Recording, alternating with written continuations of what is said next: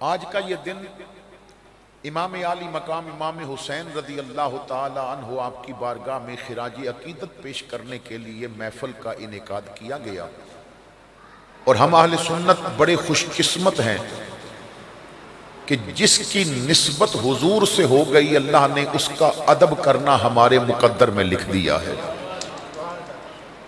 ہم نسبتوں کا احترام کرنے والے ہیں، نسبت کی وجہ سے محبت کرنے والے ہیں، اس لیے کہ ہمیں پتہ ہے کہ مصطفیٰ کی نسبت اگر مل جائے تو بہت ساری بلندیاں مل جاتی ہیں۔ تو حضرات گرامی، ہمیں ہر حال میں حضور کی محبت کا درس دینا ہے، حضور کی آل کا مقام سمجھانا ہے۔ اور پھر میں اکثر جگہ پہ یہ بیان کرتا ہوں کہ بعض لوگ ذکر آل بیت کرتے ہوئے آل بیت کی توہین کر جاتے ہیں۔ اکثر یہ جملہ میں کہتا ہوں، ایک دوست نادانی میں انہوں نے کہہ دیا جی کربلا میں تو سیدہ زینب اجڑ گئی، کربلا میں سیدہ سکینہ اجڑ گئی، امام کا خاندان اجڑ گیا۔ تو میرے بھائی یہ کتنا گستاخانہ جملہ ہے کہ جن بیبیوں کے نالین کی عظمت کے صدقے ہماری بچیاں آباد ہوں، جن کے صدقے ہماری بچیوں کے گھر بسیں، جن کا واسطہ دے کے ہم اپنی بچیوں کے مقدر رب سے مانگیں، وہ کیسے اجڑ سکتی ہیں؟ کربلا میں یزید اجڑا ہے، حسین نہیں اجڑا۔ کربلا میں یزید برباد ہوا ہے، حسین برباد نہیں ہوا۔ یزید اجڑ گیا، حسین اتنا آباد ہوا، نانے کا پورا دین ہی آباد کر کے چلا گیا ہے۔ یہ دین کی آبادی، یہ مسجدوں میں جھکے نمازی، یہ گھروں میں بیٹھ کے پڑھنے والے قرآن کے قاری، یہ مدارس سے اٹھنے والی قرآن و حدیث کی آوازیں بتا رہی ہیں خون حسین رائے گاہ نہیں گیا، اس نے اسلام کے پودے کو پھر آبیاری عطا فرما دی ہے، اس نے اسلام کو پھر بلند کر دیا ہے۔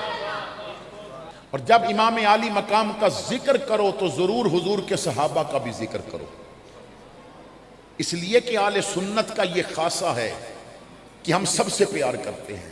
اعلیٰ حضرت فاضل بریلی فرماتے ہیں جنا بنے گی محبان چار یار کی قبر، جنا بنے گی محبان چار یار کی قبر، جو حضور کی آل سے محبت کرتے ہیں اور صحابہ سے پیار کرتے ہیں، اصل میں مصطفیٰ کی رحمتیں انہی کو ملیں گی۔ دیکھیے بعض احباب مسلمانوں کے گھروں میں فتنے پھیلانے کی نیت سے طرح طرح کی باتیں کرتے ہیں، کبھی کوئی فتنہ اٹھایا، کبھی کوئی فتنہ اٹھایا۔ ایک سوال اٹھا دیا گیا کہ کربلا میں صحابہ کہاں تھے؟ تو آل بیت شہید ہوتی رہی اور صحابہ کہاں تھے؟ اب جو سنا نوجوان وہ سن کے، جس طرح مزاج یہ ہے کہ ساری زندگی جو محافل میلاد میں بیٹھا رہا، میلاد کا لنگر کھاتا رہا، اور اگر 20 سال میلاد منا کے کسی گستاخ نے بعد میں پوچھ لیا کہ میلاد منانا جائز ہے، تو وہ مولوی صاحب کے پاس آ کے کہنے لگا مولوی جی سوال تو بتائیں میلاد منانا جائز ہے؟ اور میرے بھائی تجھے اپنے دین کے بارے میں اتنی بھی خبر نہیں تو کم از کم علماء پہ تو یقین کر۔ مثلاً میں اکثر ایک بات کہتا ہوں کہ اپنے علماء پہ اتنا یقین کریں جتنا کسائی پہ کرتے ہیں۔ جتنا آپ کسائی پہ یقین کرتے ہیں نا، اتنا علماء پہ یقین کر لیں، کیونکہ جانور جتنا صحت مند ہو، جتنا اچھا ہو، جتنا فربا ہو، اگر وہ بغیر تکبیر کے ذبح کیا جائے تو حرام ہے۔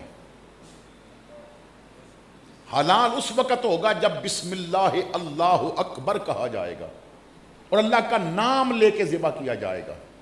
اب آپ کسائی کے پاس گئے، گوشت لٹکا ہوا ہے، اس نے آپ کے سامنے ذبح نہیں کیا، وہ ذبح کروا کے لایا یا صبح اس نے خود ذبح کیا، وہ گوشت لٹکا ہوا ہے، آپ نے 5 کلو گوشت لیا، کیا اس سے پوچھا کہ ذبح کے وقت تکبیر پڑی تھی؟ آپ نے کیا کسائی سے سوال کیا کہ جب تو نے یہ گوشت بنانے کے لیے جانور کو ذبح کیا تھا تو کیا تکبیر پڑی تھی؟ آپ نہیں پوچھتے کیوں؟ حالانکہ مسئلہ نازک ہے، اگر تکبیر نہیں پڑی گئی تو وہ گوشت کھانا ہی حرام ہے۔ لیکن آپ کو یقین ہے یہ کسائی ہے، اس کا کام ہے ذبح کرنا، اس نے پڑھی ہوگی، تو علماء پہ اتنا تو یقین کر لو اگر مہر علی میلاد منانا لکھ گیا ہے تو اس نے کوئی حدیث تو پڑھی ہوگی تو پھر لکھ گیا ہے نا۔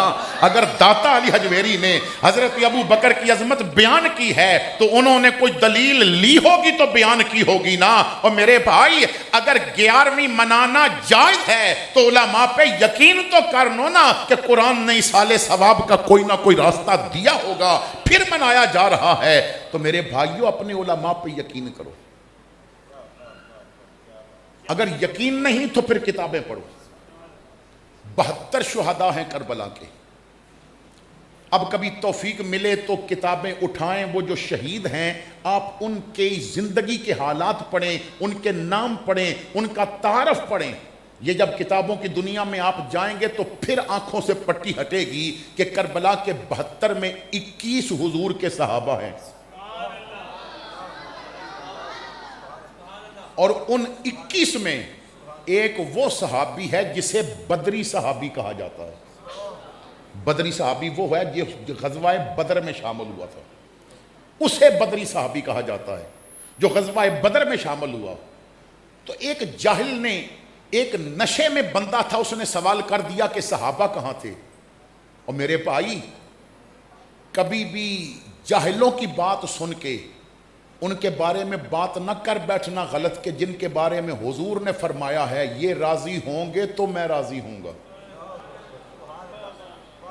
میرے آقا فرماتے ہیں میرے صحابہ کی بات کرتے ہوئے نا زبانوں کو ذرا کنٹرول میں رکھنا، اس لیے کہ وہ میرے صحابہ ہیں۔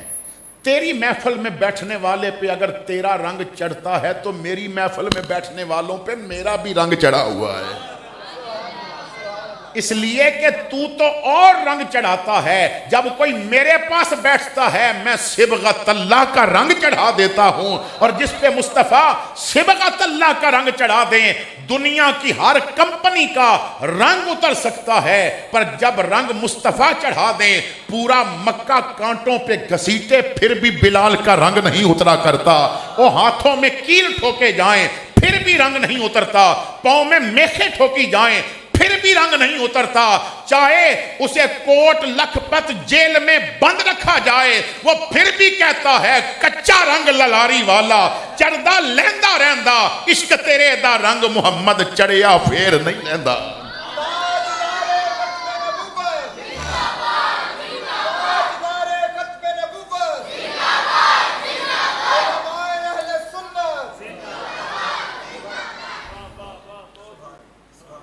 تو جب صحابہ کی بات کرنی ہے تو پھر ادب کے دائرے میں رہنا ہے۔ ہمارے یہاں مزاج یہ بن گیا جسے کوئی اور کام نہ ملے وہ اصحاب اور آل پہ باتیں کرنے لگتا ہے۔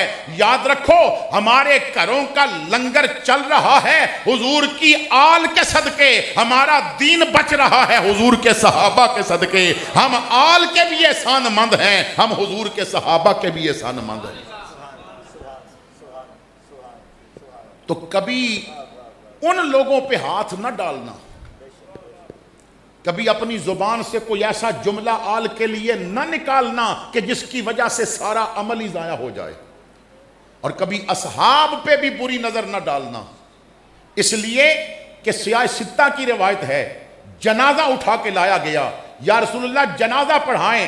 اب وہ بظاہر مسلمان تھا، آقا جنازہ پڑھائیں، نمازیں پڑھتا ہے۔ حضور نے چہرے سے کپڑا اٹھایا، فرمایا میں نہیں پڑھاؤں گا، اس کے دل میں میرے عثمان کا بغض ہے، اس کے دل میں میرے عثمان کا بغض ہے۔ اور میرے بھائی ذرا توجہ کرنا، بیٹی دل کا ٹکڑا ہوتی ہے۔ تو نے ایک بیٹی کی شادی کرنی ہو نا تو کتنی تحقیقیں کرتا ہے، اور تو اپنے بھائی کے بیٹے کو بھی بیٹی کا رشتہ دے تو پھر بھی کئی راتیں تو سوچتا ہے میرے مصطفیٰ نے جسے 2 بیٹیاں دی ہوں گی اس کی عظمتیں کیا ہوں گی، ذرا سوچ۔ اور حضرت مولا علی فرماتے ہیں مجھے عثمان کا مقام اور عظمت اس دن سمجھ آئی کہ جب میرے مصطفیٰ کی دوسری بیٹی کا وصال ہوا تو حضور نے فرمایا عثمان اب میری اور کوئی بیٹی نہیں ہے، اگر میری 70 بیٹیاں ہوتی ایک مر جاتی میں دوسری پھر تیرے نکاح میں دے جاتا، اور 70 کی 70 کی شادی میں تیرے ساتھ کر دیتا۔ تو دیکھیے میرے بھائیوں ان کا مقام کیا ہے. اور حضرت مولا علی مشکل کشا شیر خدا حضرت سیدہ عائشہ صدیقہ فرماتی ہیں ایک دن امام الانبیاء تشریف فرما ہے, طبیعت ناساز ہے, تو فرمایا عائشہ سید العرب کو بلاؤ, عرب کے سردار کو بلاؤ. تو میں نے عرض کی یا رسول اللہ عرب کے سردار تو آپ ہیں. حضور نے فرمایا عائشہ میں ساری کائنات کا سردار ہوں, عرب کا سردار علی ہے. میں ساری کائنات کا سردار ہوں, عرب کا سردار اسی لیے اہل سنت کہتے ہیں علی امام منست منم غلام علی. علی سے پیار کر کے دیکھ. اعظم چشتی نے کہا علی کا نام ہی اعظم وہ اسم اعظم ہے, علی کا نام ہی اعظم وہ اسم اعظم ہے کہ جس کسی نے لیا ہے اسی کے کام آیا. تو ہر اس ہستی کا احترام کرنا پڑے گا کہ جسے نسبت حضور کی مل گئی. انہیں ٹارزن کے قصے نہ سنائیں, انہیں علی اکبر کی کہانیاں سنائیں.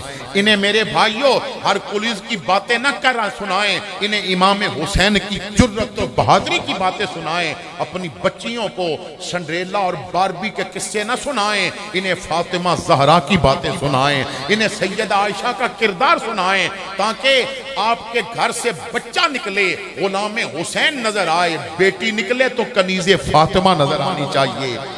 آخر دعوانا ان الحمدللہ رب العالمین.